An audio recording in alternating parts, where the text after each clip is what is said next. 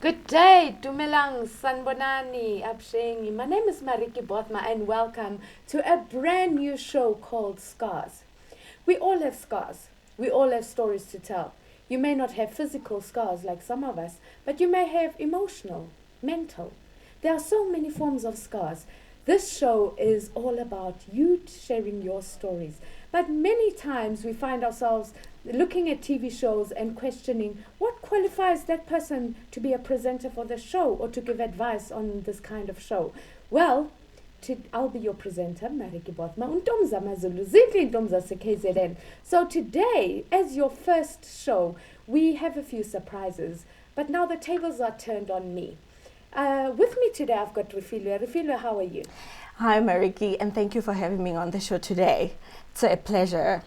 Thank you so much. So Refilwe is actually going to turn the tables on me today because people want to know who is Mariki and where does she come from. So Refilwe, this time it's me being interviewed. I'm not interviewing. Exactly. Tables are being turned on you today. Guys, do not go anywhere. Tune in on Galaxy Universal Network channel 500 on Starsat and also on our Facebook page live right now, Galaxy Universal Network. So Refilwe, over to you. Thank you so much, and all the viewers. Mariki, today is about you and your show. Please tell us more about your life, what you've been through, and what inspired you to be the producer of SKARS. What is the motive behind? Well, where do I start? Mariki Bothma is because the show is multilingual. Mariki Bothma is multilingual, so I'll be jumping from Zulu, Sotho, fantastic. You name it. So, Mariki Bothma is a nobody. I'm a nobody. Interesting. Can you please elaborate on that? You know how important it is in life for people to know who you are and where you come from. Mariki Bothma never had the opportunity of knowing who she is. She never knew her birth parents. I was born in a small town called Potchefstroom. Apparently, that's what I was told. I got abandoned as a baby, and when I was 8 months old, I actually landed up in hospital because of the neglect that my mother had put on me and my sister. So we were neglected and finally landed up in hospital in Pretoria. Sure. While in hospital, we found out that there was a nurse at the hospital who then took me into foster care at the age of only 10 months old. I got adopted into the Van der Walt family. Basically, the adoption only took place when I was almost 2. During this time, we were staying in Pretoria. But the people who adopted me were also in the ministry. They were pastors. They were churchgoers under a certain sector that was based in KZN, but they had a branch in Pretoria. So we moved to KwaZulu-Natal to a place called KwaZulu Mission in 1986, and I was only 2 years old. But what many people don't know is that there was a lot of abuse within the home from our father's side. As much as my father was a pastor, he was mentally not okay because he was also a lieutenant in the army. And I think all that frustration had just built up to a certain point. The family that adopted me already had children of their own, and their youngest child was only 3 months older than me. So growing up, there was always this thing of, you're not our birth child. So you were neglected. I was extremely neglected. But then the physical and mental abuse started with my father, and sexual abuse.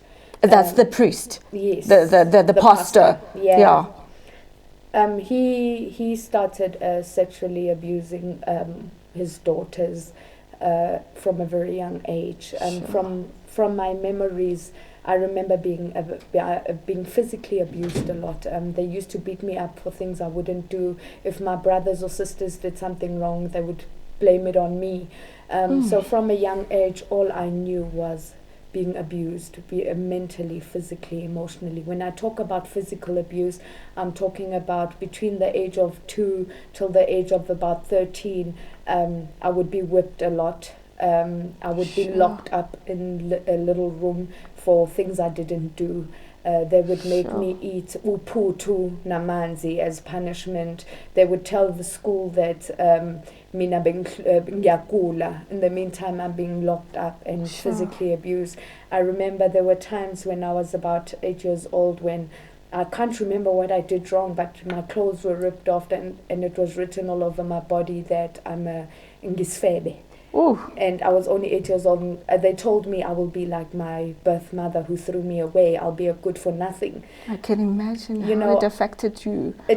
We don't realize the impact that that things that happen to you as a child always impact your future.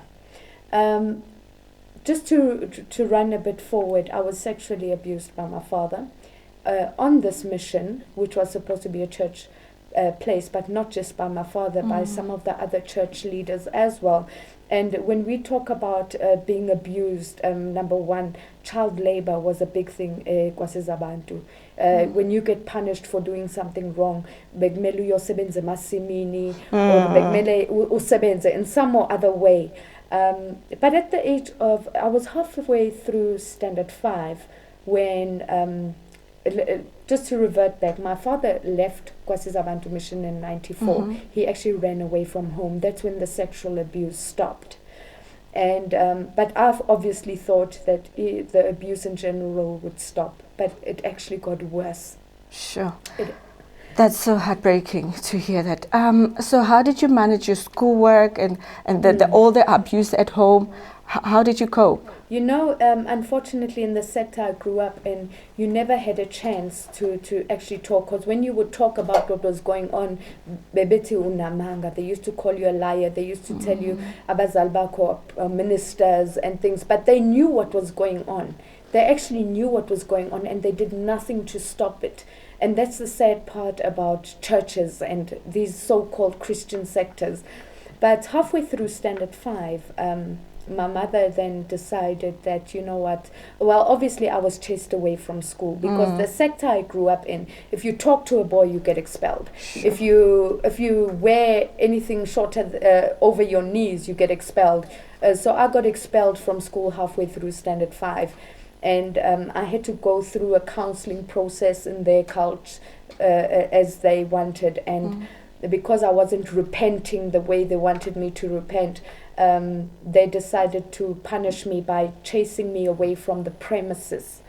Meaning they chased me away from Kwasizabantu halfway through standard 5.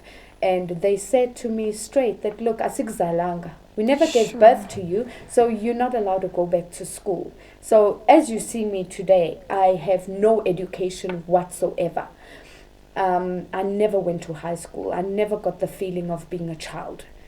I can imagine. And the sad part is that after chasing me away from the school, they chased me away from the premises. They sent me to one of their farms to go and work as a slave, as punishment.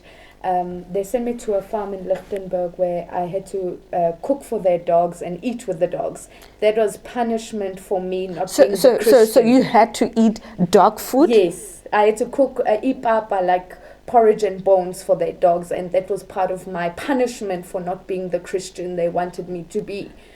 And sure. Mariki, this is very, touching. I mean, and as you explain now, you're no longer emotional. How did you deal with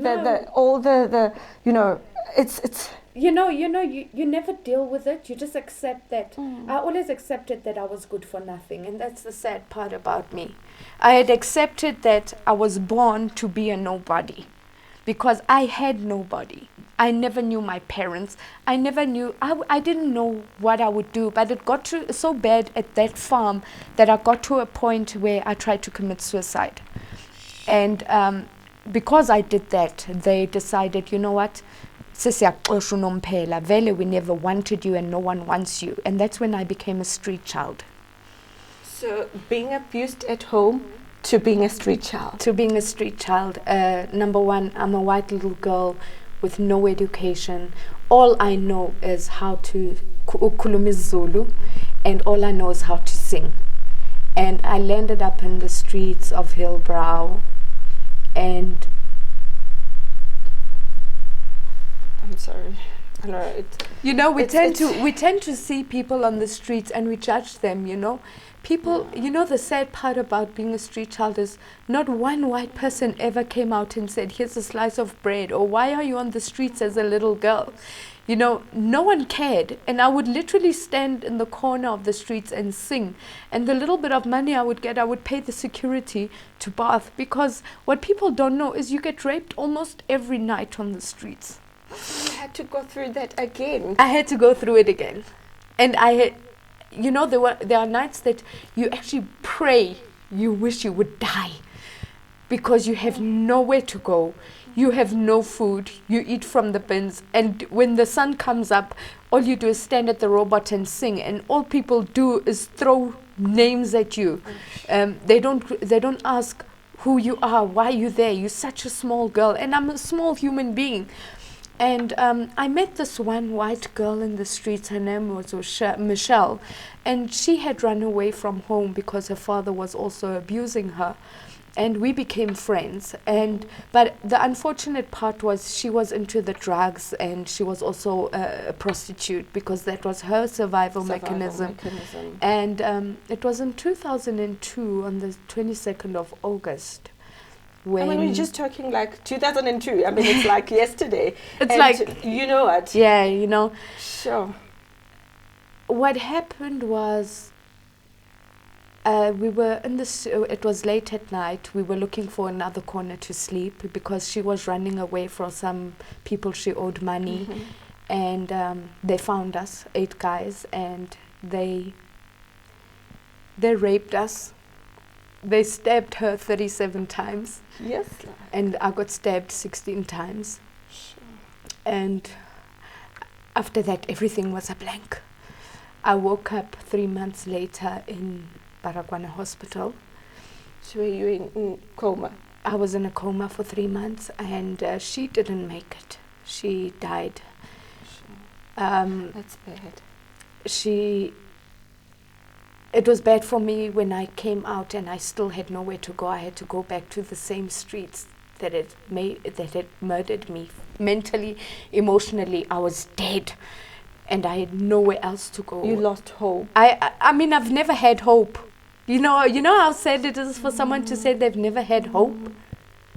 I can imagine that. You know, I had nowhere to go. I had to go straight back to the streets. And the sad part is when I got out of the coma and I was told Michelle had died, I was told I had to go through 19 operations because my genitals as a woman were damaged so bad from the rape, and that I would never even have children.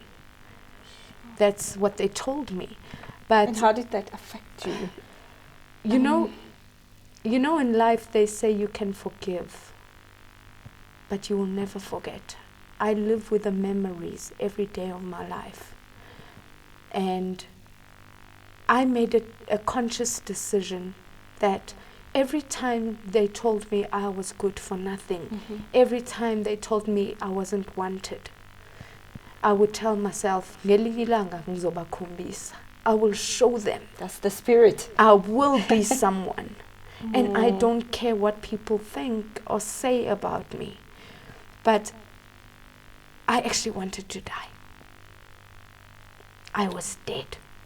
But here you are today. Here I am today. And it didn't end there. And I'm sure after the break we'll come back and I will be able to share my experiences, how I eventually got off the streets. We would love to hear that more because Mariki, your character is very amazing. Like, you've got everything. You speak Zulu, you speak all the languages. We would like to hear more when we come back from the ad break. Stay tuned.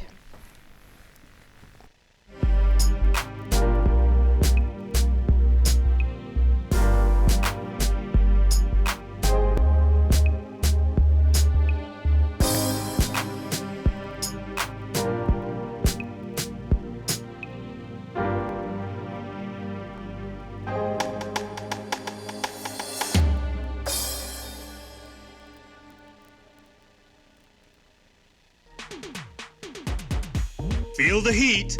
Chicken portions are an easy way to feed a crowd. I've just started to incorporate all my ingredients. We're gonna put this inside of a hot cast iron skillet. You want to really fill up on great protein. It's now time to sample the chef's dish. Look at this. I know. Like that?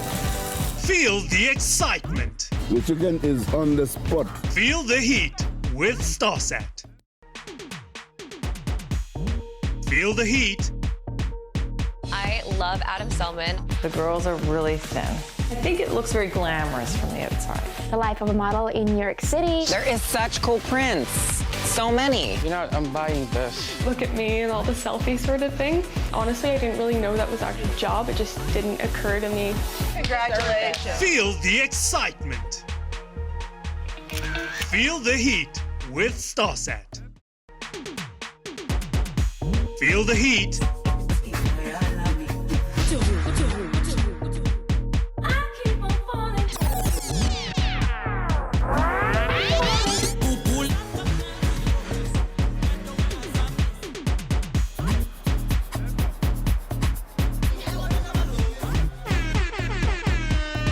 Feel the excitement. Feel the heat with StarSat.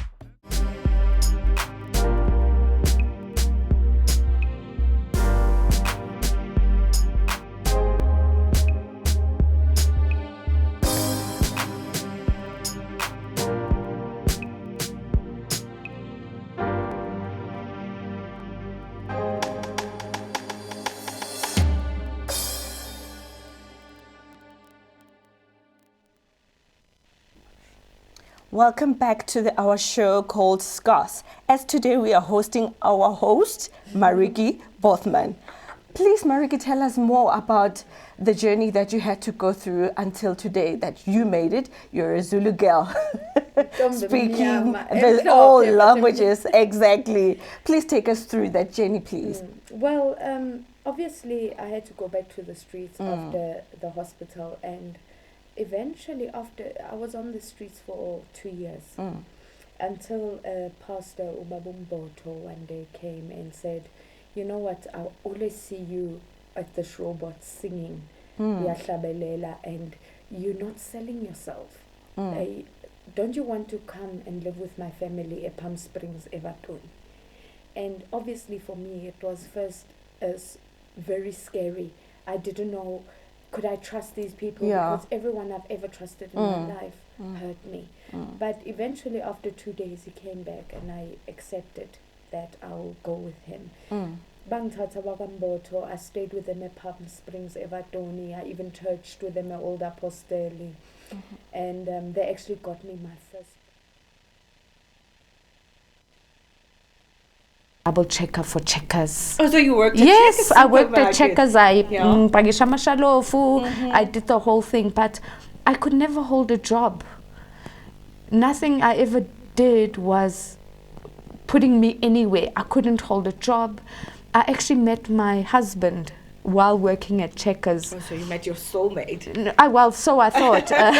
You know, in life, when you are so desperate to belong, you end up accepting anyone and anything that comes and says, I love you.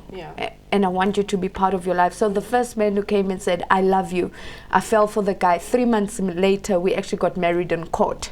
Like literally, it was not planned. But unfortunately, I went what most women and men go through. But was there a bond from the word go? Or you Yes, just did there it was. because you wanted to belong there? Or You know what? There was a semi-bond, if I can say it. I was committed to the love because I knew what love I wanted. So I thought I could get it in someone else. So obviously I immediately married the guy and I fell pregnant. Wonderful. With twins. After the saying that you couldn't fall pregnant. Yes. Wow, Yes. that was an amazing Yes. moment for you, I guess. It was an amazing moment, but the sad part is then the abuse started within the home. My husband never worked. So he started being very abusive physically. And I mean, that's when you were working at Checkers. Yeah, I had stopped working at Checkers. And what were you doing there? I had so many jobs. At that time, I was actually a caretaker for an orphanage. Oh, okay. Yeah, a home for abused children. I'd gotten a job there because when they heard my story, they thought I would relate to these kids, that come from. But so I would work at the center, and I would send money to my husband to pay for the rent. We used to stay in a back room in Vereniging because he wasn't working, and my salary was not enough for us to have a proper flat, a home, you know. And then obviously when we found out I was pregnant, I lost the job because they said I would put my children first. My husband became very abusive, and he also never held a job. He would work 2 or 3 days at a place. Eventually, while 7 months pregnant, he had beaten me up so bad. I went to hospital and I had early birth. But on that note, throughout you, him, the relationship, did you disclose what you were going through back as you were young? Yeah, sad part I did. Do you think he used it against you? I was going to say that exactly. He did. The sad part is that when you are so desperate, you know, I thought I had made a mistake by sharing where I came from, which today, you know what, I don't regret anything that happened in my life, and I'll tell you why later on. But when I gave birth to my twins, I lost the one. She passed away after birth, and my son was then born with mosaic Down syndrome. But because of the situation of my husband not working, and I was very sick after the birth of my children, we both weren't working. We ended up in a homeless shelter in Vanderbijl Park. Again, I was back on the streets.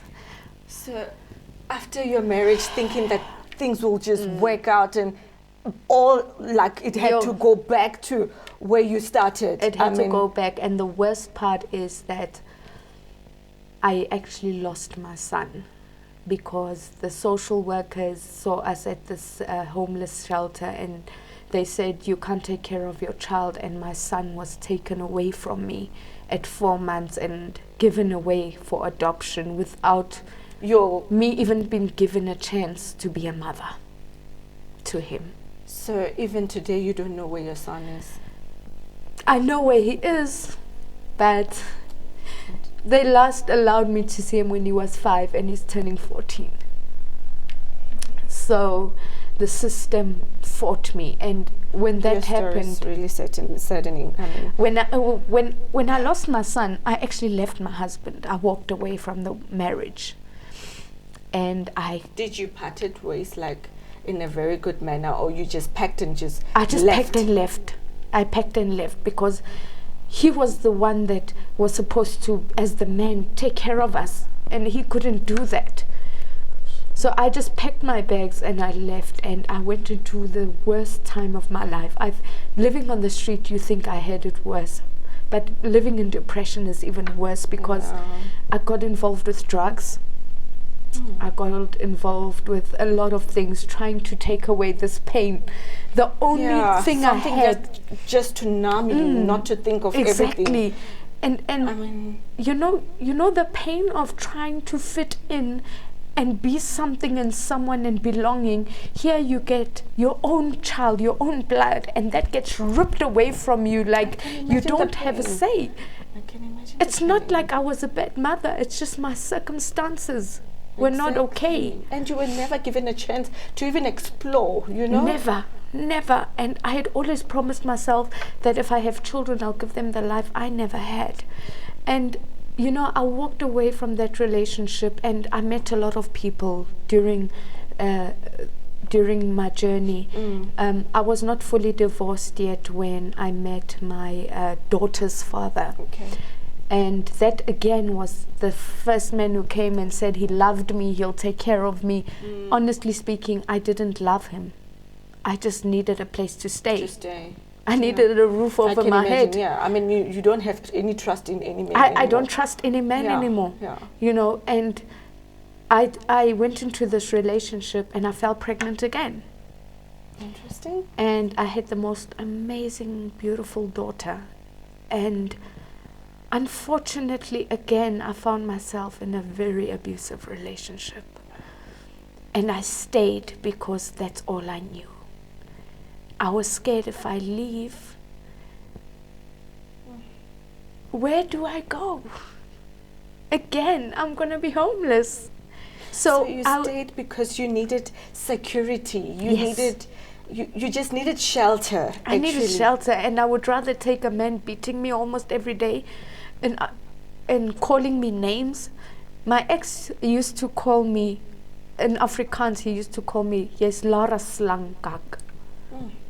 Meaning I'm lower than snake dung. He used to use my past to say, you see, that's why your adoptive parents didn't want you. That's why your birth parents didn't want you. And I had started in the industry. And when I would come back from my shows and from doing my work, he would always beat me up. He would always call me names. And by the way, you're the one who's putting food on the table. Exactly. But luckily he was working. But there was always that thing of you have nowhere to go, so I have control over you. And a woman who's in an abusive relationship, we forgive. We keep on saying, I forgive you, that indoda iyatrayela. A man ends up saying, I can do whatever, she'll just forgive me and make as though it's okay. Because he knows you have nobody. He knows you have nowhere to go to. Sure. And unfortunately, that's what I lived through. I stayed in that relationship for 9 years. And by then, what your age? How old were you? I was already in my 20s. I was with my daughter's father for 9 years. But I had basically picked up around about 2006. I started being in the media industry. I actually took a chance, you know. I got on Amatex as a Ferrenacheni.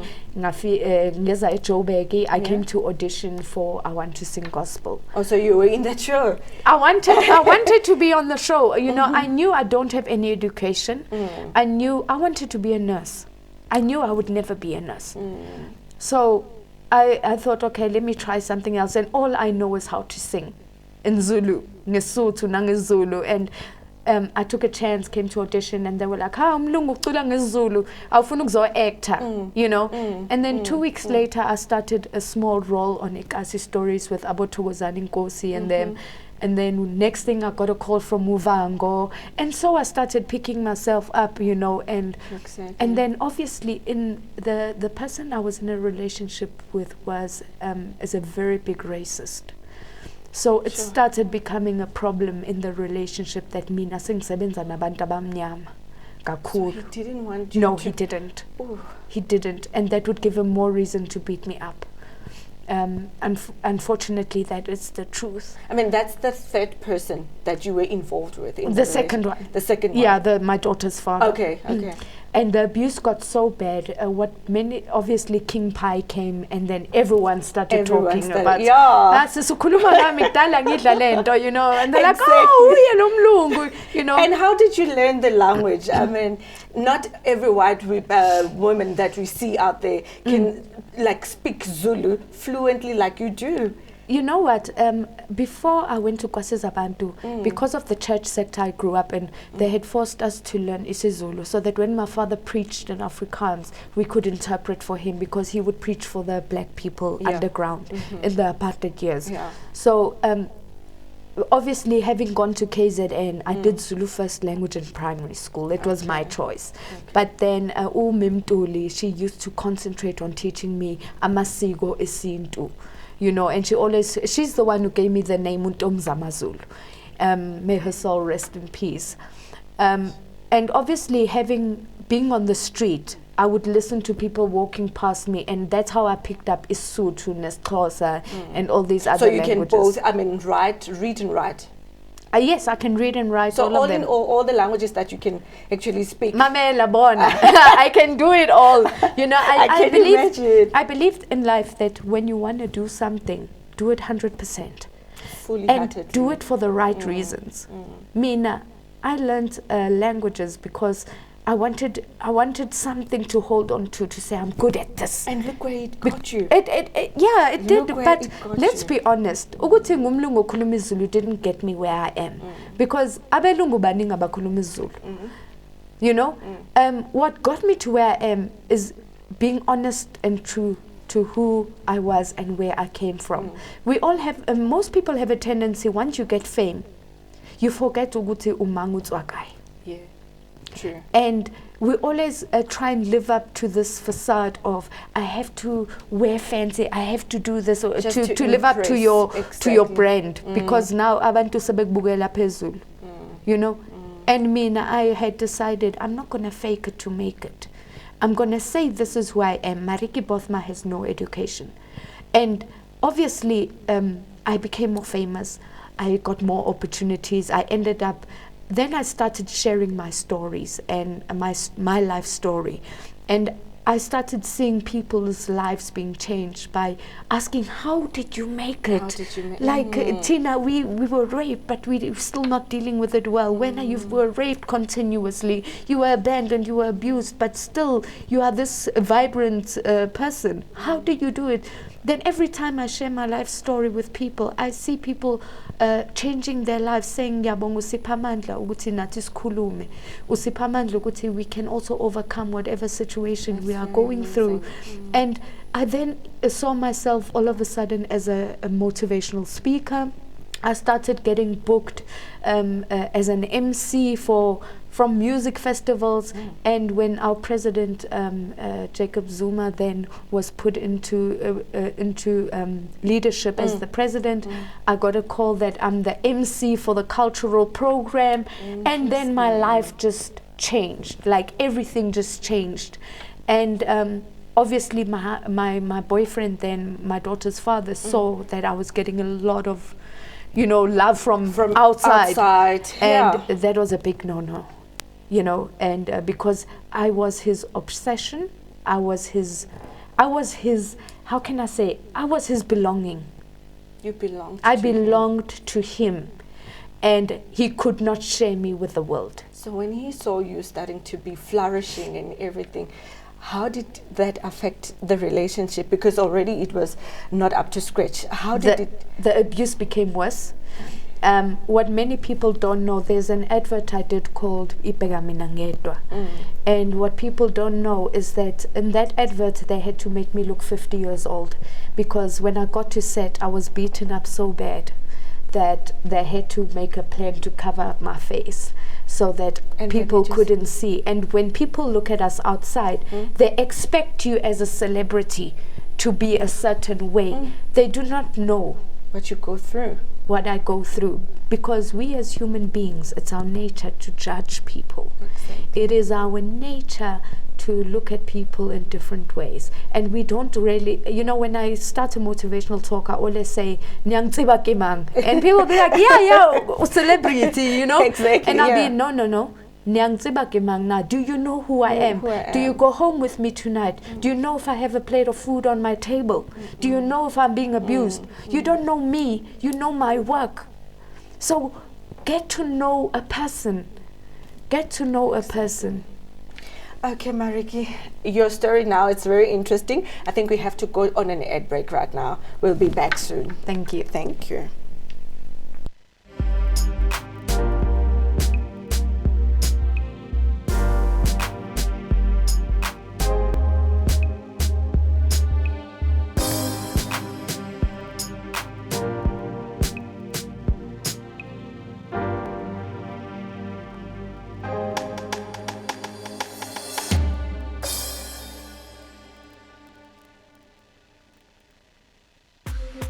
Challenge your ordinary. Experience the extraordinary. Not only the government, the municipality here has had no plan. Now, I believe that my peace is my most valuable asset. Absolutely beautiful! This is exactly what I was looking for! DJ Khaled! It is is a day to celebrate. We're ready for action. I like it when it's nice and soft. Yeah, that is nice. How was it like growing up in Nigeria? Yes, sir, you know what it is. Feeling is there that, you're doing something special. Stop being so dramatic, Mira. You should just be what you want to be.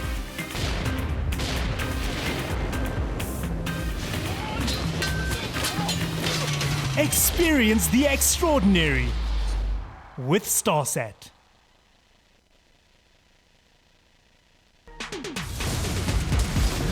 Feel the heat. All right. To make it through this journey alive, you're gonna need someone to teach you the ninja way. Don't just stand there, kill someone!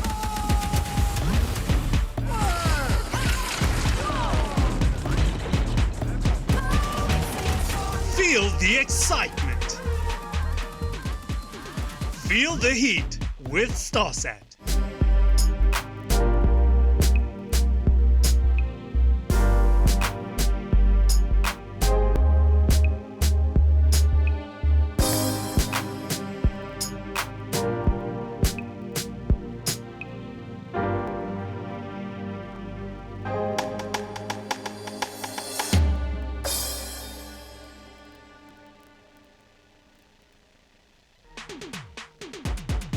Feel the heat. Chicken portions are an easy way to feed a crowd. I've just started to incorporate all my ingredients. We're gonna put this inside of a hot cast iron skillet. You want to really fill up on great protein. It's now time to sample the chef's dish. Look at this. I know. Like that? Feel the excitement. The chicken is on the spot. Feel the heat with StarSat. Feel the heat. I love Adam Selman. The girls are really thin. I think it looks very glamorous from the outside. The life of a model in New York City. There is such cool prints. So many. I'm buying this. Look at me and all the selfie sort of thing. Honestly, I didn't really know that was actually a job. It just didn't occur to me. Congratulations. Feel the excitement.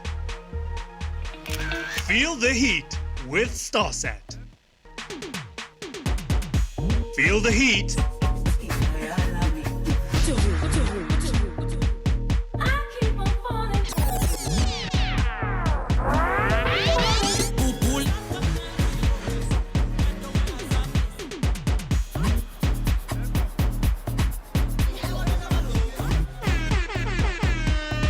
Feel the excitement. Feel the heat with StarSat. Challenge your ordinary. Experience the extraordinary. Not only the government, the municipality here has had no plan. Now, I believe that my peace is my most valuable asset. Absolutely beautiful!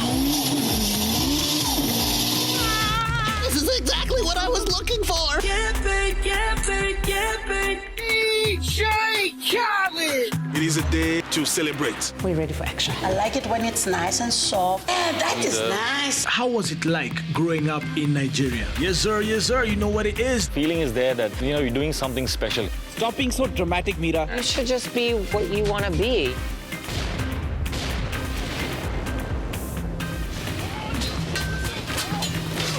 Experience the extraordinary with StarSat. The coronavirus outbreak. Experience the extraordinary. Tremendous waste and tremendous fraud. Mexico is, in fact, you will soon find out. It is a day to celebrate.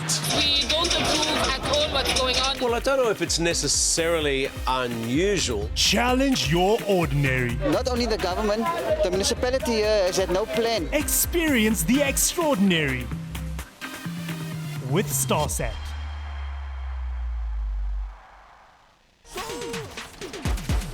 Feel the heat.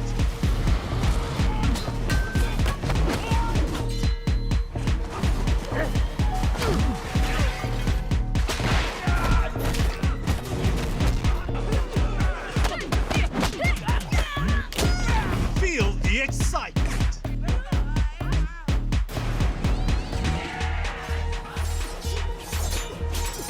Feel the heat with StarSat. Feel the heat. Do you dream of awesome cartoons filled with funny characters who go on extraordinary adventures? Everybody ready? Ready! Hold on, I'm coming. This is absolute genius.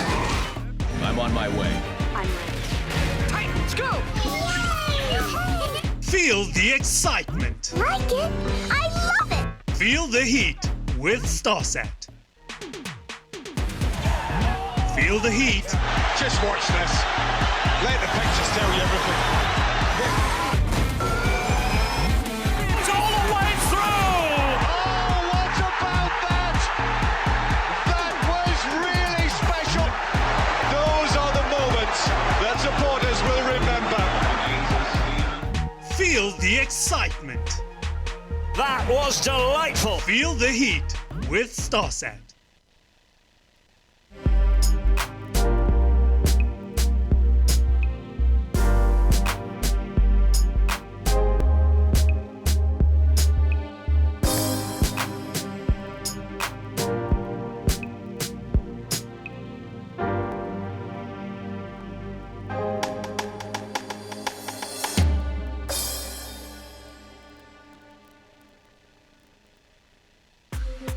Challenge your ordinary. Experience the extraordinary. Not only the government, the municipality here has had no plan. Now, I believe that my peace is my most valuable asset. Absolutely beautiful! This is exactly what I was looking for! DJ Khaled! It is a day to celebrate. We're ready for action. I like it when it's nice and soft. Yeah, that is nice. How was it like growing up in Nigeria? Yes, sir, you know what it is. Feeling is there that, you're doing something special. Stop being so dramatic, Mira. You should just be what you want to be.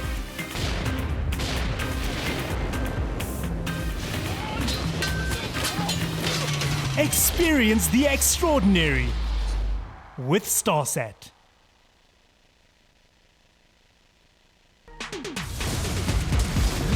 Feel the heat. Hold on. To make it through this journey alive, you're gonna need someone to teach you the ninja way.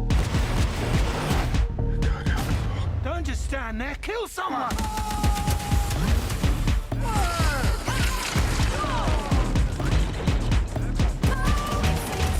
Feel the excitement. Feel the heat with StarSat.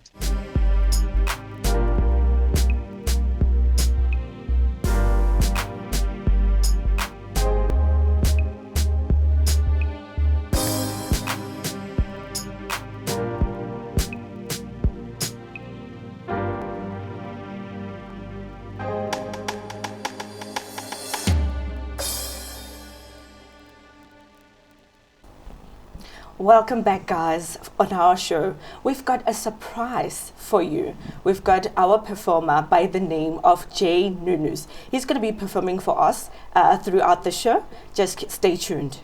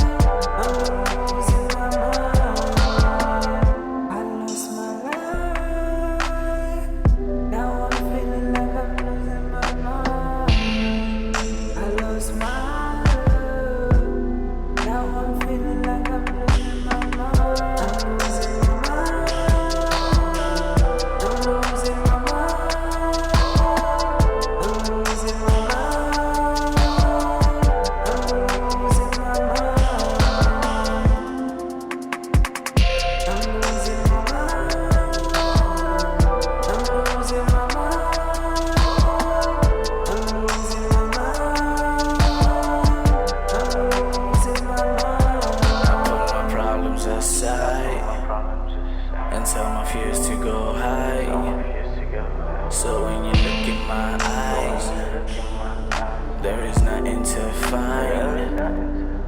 You can't say that I'm lying. You can't blame it on my pride. You can't blame it on my ego, cause it's up in the sky. Take a deep look inside, that's where the problem resides. When you're alone in the night, you can't help but just cry. And nobody knows, cause you're paired on a smile. There's a lot on your mind, but then knowing your pride, you won't say that I'm right. If I stay out your sight, will your shoulders get light? Will I be the reason why your future suddenly bright? Will I be the reason why there's happiness in your life? But right now, I'm losing my mind. Reality is being unkind. The ground is moving under my feet. Losing control, it's hard to sleep. I can't concentrate anymore. I cannot do it alone. I'm losing my mind. I'm losing my mind. I'm losing my mind. I'm losing my mind.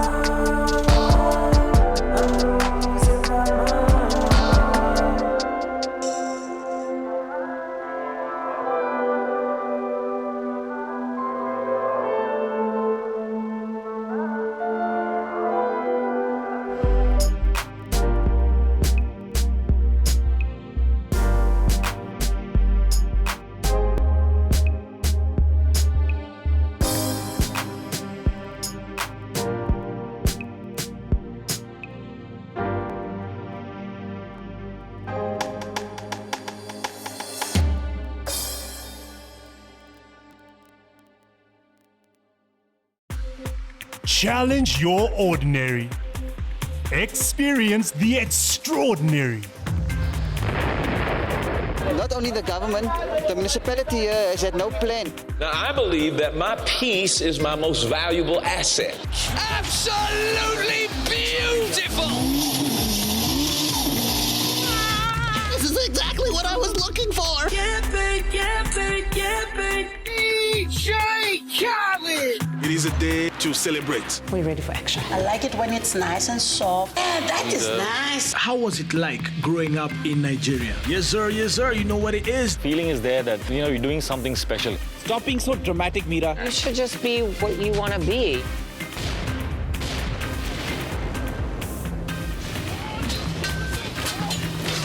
Experience the extraordinary with StarSat.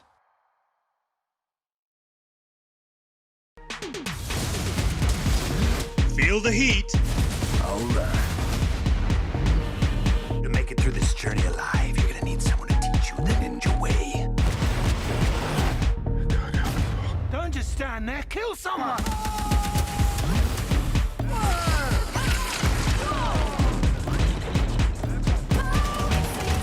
Feel the excitement. Feel the heat with StarSat.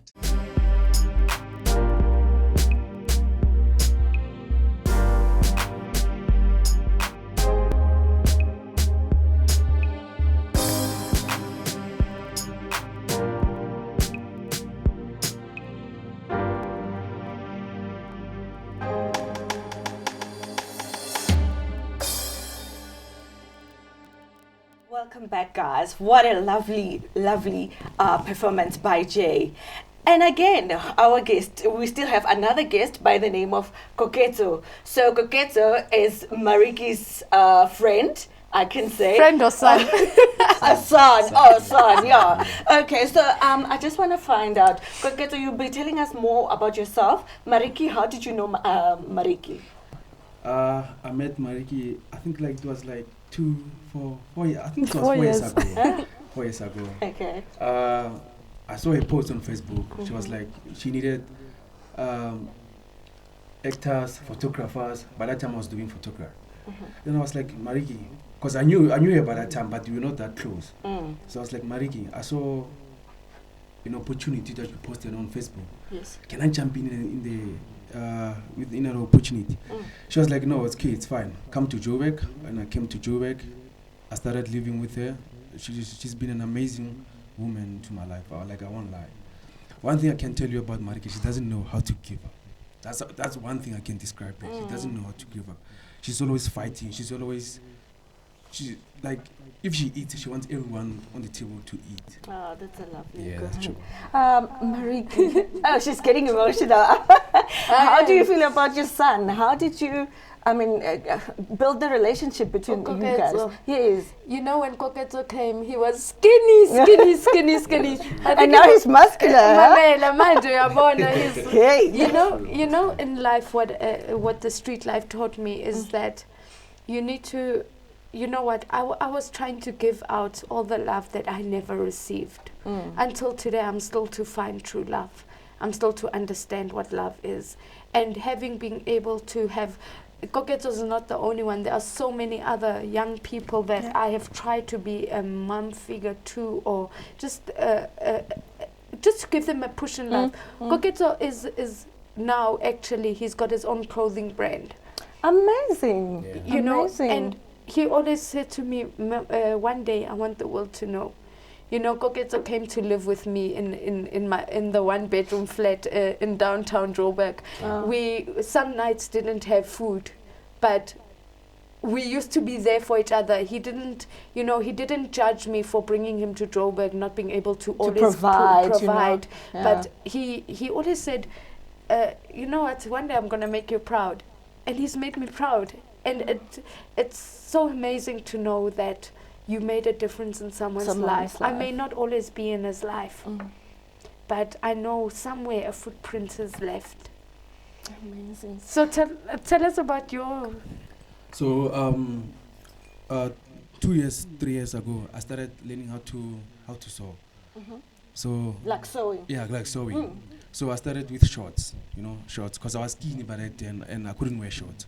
So I had to find my weakness and make it my strength. So I started sewing shorts. Like people, right now I have an amazing audience, trust me. Like people are loving the designs. Like I'm selling from shirts, from shorts. I design from scratch, from the sketch. So you cater for both ladies and gents. Like kids. So you also do this, that you make the clothes yourself? I make clothes by myself. So 2 weeks ago, I also opened a cleaning company, which is doing well. Like it's amazing. It's amazing.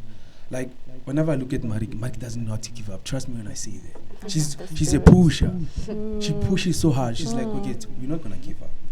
I was like, let me go home. She's like, nah, you're not going home. And trust me, she's gonna make a plan.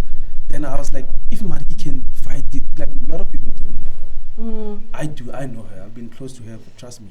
I know her very well. She's a fighter. She you know what? No matter, even if she's feeling pain, she's gonna dress up and go to work. She's like as if like nothing has happened or it's happening. You know, if there's one person who knows, Koketso was there in my previous relationship when I was being abused. He would see it. He's had my back in so many things. But just for a sec, how did that affect you, Koketso, seeing your mom being abused like that? And what went through your mind at that time? For me, it was hard. Honestly, it was very, very hard because I've never saw that kind of a thing in my life. So it was the first thing that I was happening. Like it was my first time experiencing that kind of, and it was a shock. I was like, you was drinking, or maybe I'm drunk or something. And I was like, and you didn't get involved in any of like peers that we see on the streets, smoking drugs, and you never got involved in, or you never got like hooked. Honestly, I never in my life got to. He went to gym. Trust me. This is why we see this, big muscular men today. I've always believed in discipline more than anything. Discipline is the way to go. Like, trust me, if you want to go forward, just be disciplined. There's a lot of ways to deal with stress, whatever the challenges that you go to gym, find a way, find someone to talk to, or just do something that you love. Trust me, you'll be better. Wow, that's amazing, Mariki. No, it's amazing. Obviously this is the first show of SKAR, and when people see, I just want to close with one thing.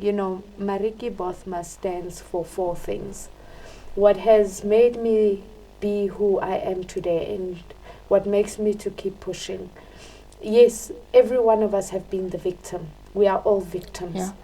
But I had to realize and accept that you are not the victim. The victim are the ones that are 6 foot underground that we have buried. You are actually the survivor. You are still alive. Yes, you may have the scars, but you are still alive to tell your story. And once you accept that, you learn how to become the overcomer of your past. You learn how to live, breathe, eat your pain. Yes, because believe you me, you will never ever forget the pain. You will live through it for the rest of your life, but it's how you manage yourself. And then I'm encouraging everyone out there on this show and shows to come. We'll be having survivors of so many different forms of scars. And you know, today I can talk proudly about my experiences, which makes me the conqueror of my past. And your scars do not define your future, neither do they define your path in life. But if you as a human being, remember, you came alone in this world. No one's going to walk in your steps. Stop trying to be someone else. Stop trying to impress people. At the end of the day, you have yourself to go to at night when you're sleeping. You have yourself to answer to. And if I can die today knowing I have changed the life of one person, even if it's just Gogetso, I have lived my purpose. So use your scars. Do not be ashamed to say, I was raped, I was abused, I was molested, I was drugged. Do not be afraid to say that. Be proud of who you are. I'm very proud of you, Mariki. Thank you so much. You're an inspiration to all of us. Some of us out there, they're listening, watching you. And you're who you are today because you were proud of what you've been through. And also you, Gogetso, I'm very proud of you. Thank you so much. Yeah, And really I'm so proud of him. Oh my God, I'm really proud of you, Gogetso, and I wish you all the best. And obviously, where can people find? Let's invite our artists to join us around the table. Oh, yes. Let them just come in and join Gogetso over here. So Gogetso, where can people find you and your clothing range? Just before we close. They can find me on Instagram, Facebook. So my Instagram handle is Getso_shorts, and my cleaning company is Getso Gardens. So yeah. Well, that's fantastic. Fantastic. Let's have our artist also join us right here, right now. That song is amazing. Could you please tell the public where can they find you? They can find me on Instagram, Twitter, and Facebook. And what's your names there? My name is Jnunes_beats. And on Facebook it's Jnunes. And also they can search for Persistent Records. Persistence Records. Wow, that is so fantastic. Well, we are inviting all our viewers every week, same time, same place, Saturdays on Galaxy Universal Network, channel 500. Next week we will start having our other guests with, we've also created this platform for upcoming artists and people who want to showcase their talent. But at the same time, if you would like to share your story with us, it may not be a physical scar, but it may be a mental scar. Please do come and contact us on Facebook, Galaxy Universal Network, and also we do have a Facebook page called TV series SKARS. Do not go anywhere. Please do comment on the show. Tell us what you would like to see change or what more new you would like to see. And then yes, from next week the tables will be turned again, and I'll be the presenter of the show. Refilwe, thank you so much for standing in. Thank you for having me on the show. Thank you so much. Well, this is obviously Mariki Bothma Untomza Mazulu Zimpi Ntomza KZN, and as we say, this show is called SKARS. Your journey, your scars do not define your journey. And as I like saying, Walila umtwana, alilela uma make, wamtata wambegesi, fubeni sake, watitula sana lwam, watitula sana lwam. Ngimthanda nonke emakhaya. Until next time, Galaxy Universal Network. Goodbye and God bless.